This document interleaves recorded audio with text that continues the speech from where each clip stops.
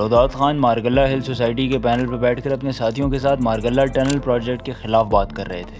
اس سے مارگلہ تباہ ہو جاتا ہے، لیکن یہ واحد پلان نہیں ہے جن سے ان قدیم پہاڑوں کو خطرہ رہا ہے۔ اس طرح کے اور بھی بہت سارے پروجیکٹ رہے ہیں اور اس ویڈیو میں انہی کا ذکر ہوگا۔ مارگلہ ہلز کی تاریخ واقعی بہت زیادہ قدیم ہے، لیکن اس ویڈیو میں ہم صرف 1947 کے بعد والی تاریخ پر غور کریں گے۔ جب پاکستان آزاد ہوا تو راولپنڈی میں ہی آرمی جنرل ہیڈ کوارٹرز بنا دیا گیا۔ پھر 1960 میں مارگلہ کے جنوب میں پاکستان کے نئے دارالحکومت اسلام آباد کی تعمیر شروع ہوئی۔ 1979 میں راول ڈیم، شکرپنی اور مارگلہ کے ایک بڑے حصے کو نیشنل پارک کا درجہ دے دیا گیا۔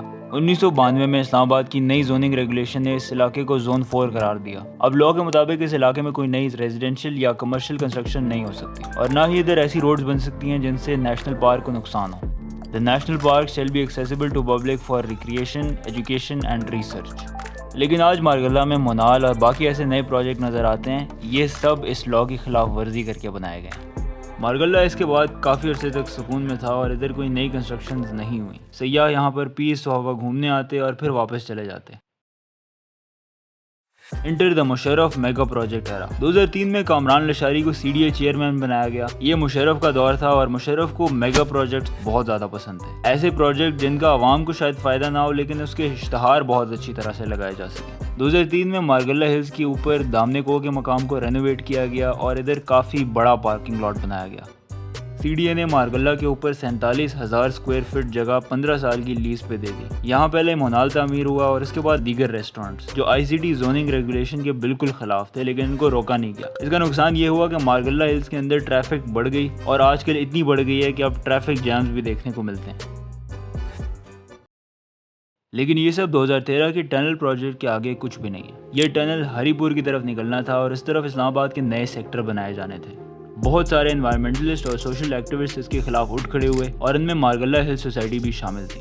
انوائرمنٹلسٹ کے مطابق یہ مارگلہ کے لیے تباہ کن ہوتا۔ جب آپ کسی پہاڑ کو توڑ کر اس کے اندر ایک نئی روڈ یا ٹنل بناتے ہیں تو اس سے کافی پرندوں اور جانوروں کا ہیبیٹیٹ ڈسٹرب ہوتا ہے۔ اس کے بعد ایسے مسائل پیدا ہوتے ہیں جن کا اندازہ کرنا مشکل ہوتا ہے۔ اس پہ پال ڈونلڈ کی کتاب ہاؤ کارز ڈسٹرائے نیچر کو آپ ضرور پڑھیں۔ اس وقت جب اس کی خبر آئی تو رودات خان اور مشاہد حسین نے اس کے بارے میں سپریم کورٹ سے رجوع کیا۔ سپریم کورٹ نے سو موٹو لیا اور CDA، NHA سمیت پنجاب اور پختونخوا کی حکومت سے جواب طلب کیا۔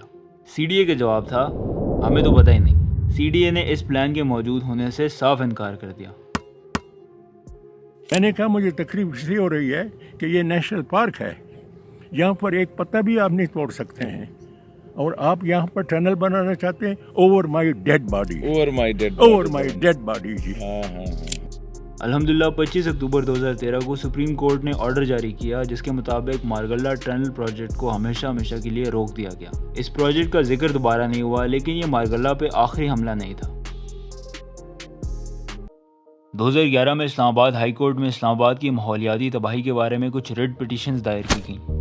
اس پر جسٹس اطہر من اللہ نے 2015 میں ایک کمیشن قائم کیا۔ اس کمیشن کا کام تھا یہ پتہ لگانا کہ اسلام آباد میں کہاں ICT ریگولیشنز اور نیشنل پارک لاز کی خلاف ورزی کی گئی ہے۔ اس کمیشن نے مارگلہ نیشنل پارک کے اندر تقریباً 10 وائلیشن کا ذکر کیا اور وہ یہ ہیں: سنگجانی فیکٹو سیمنٹ پلانٹ، D12 کے قریب نیشنل پارک کی باؤنڈری کے اندر تعمیراتی کام ہونا، مارگلہ کی ریزرو فارسٹ نمبر 31 اور 33 کو ریزیڈینشل سیکٹر C13 اور C14 قرار دینا اور اس کے اوپر مارگلہ روڈ کو تعمیر کرنا، مونال، کیپٹل ویو، کشمیر والا ریسٹورنٹ، نیشنل پارک کے اندر مزید آباد کاری کرنا، پریڈ گراؤنڈ اور پاک چائنا فرینڈشپ سینٹر کو شکرپنیا میں تعمیر کرنا اور گارڈن ایونیو کو ایکسپینڈ کرنا، قائد اعظم یونیورسٹی کو زون 4 سے زون 3 منتقل کرنا۔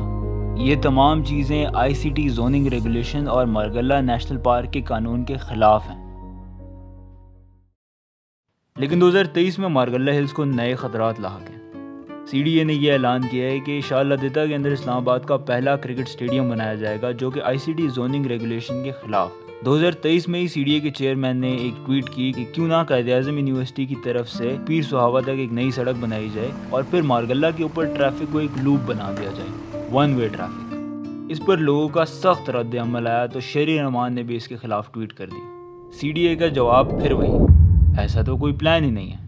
آج مارگلہ کو 2 طرح کے خطرات لاحق ہیں: ہاؤسنگ سوسائٹیز اور روڈز۔ یہ مارگلہ میں درخت کاٹ کے بنائی جائیں گی اور اس سے مارگلہ کو بہت زیادہ نقصان ہوگا، اور اگر مارگلہ کے ماحول کو نقصان ہوا تو اس پورے علاقے کے کلائمیٹ پہ بہت بڑا فرق پڑے گا۔ ان ہاؤسنگ سوسائٹیز، کلبز، ریسٹورنٹس بننے سے مارگلہ پہ ٹریفک بھی بڑھ رہی ہے اور آج کل ٹریفک جیمز بھی دیکھنے کو ملتے ہیں۔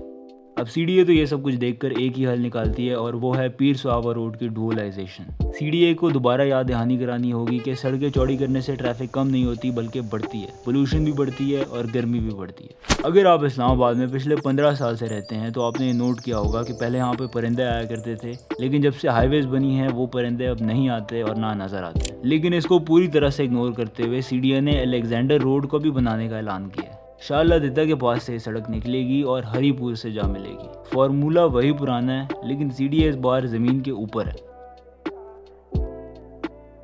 کلائمیٹ چینج کے اس دور میں اگر مارگلہ، راوی اور دیگر ایسے مقامات پر ہاؤسنگ پروجیکٹس اور روڈز بنائی جائیں تو ان کا نقصان ہم برداشت نہیں کر سکیں گے۔ My name is Faizan Khatak and this was the story of Margalla Hills.